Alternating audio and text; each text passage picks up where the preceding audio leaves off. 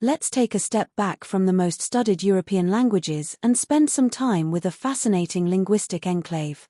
Pennsylvania German, sometimes called Pennsylvania Dutch, though let me be clear, that's a bit of a misnomer, as the language has nothing to do with the Netherlands. The term Dutch in this context is a corruption of Deutsch, meaning German. So, we are, in fact, dealing with a variety of German. Now, Pennsylvania German is a heritage language that developed in North America, primarily in Pennsylvania, after large waves of German-speaking immigrants arrived in the 17th and 18th centuries. These immigrants came from various parts of what is now Germany, especially the Palatinate region, as well as from Switzerland and Alsace. The dialect they spoke, Palatine German, formed the base of what we now call Pennsylvania German.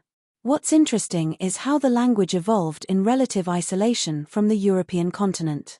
These immigrants settled in rural areas and maintained tight-knit communities. Over time, their speech developed unique features that distinguished it from modern Standard German and even from contemporary dialects in Germany.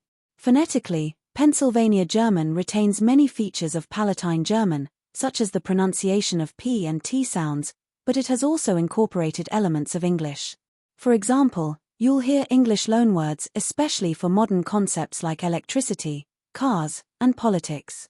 A speaker might say something like Ich bin am Farmen, which blends German grammar with the English word farming, turned into a German-style verb. Grammatically, it's still recognizably German. It uses cases, gender, and verb placement similar to its European cousin. But there are also simplifications and idiosyncrasies. And, intriguingly, some aspects of 18th century German have been preserved in Pennsylvania German long after they've fallen out of use in Europe.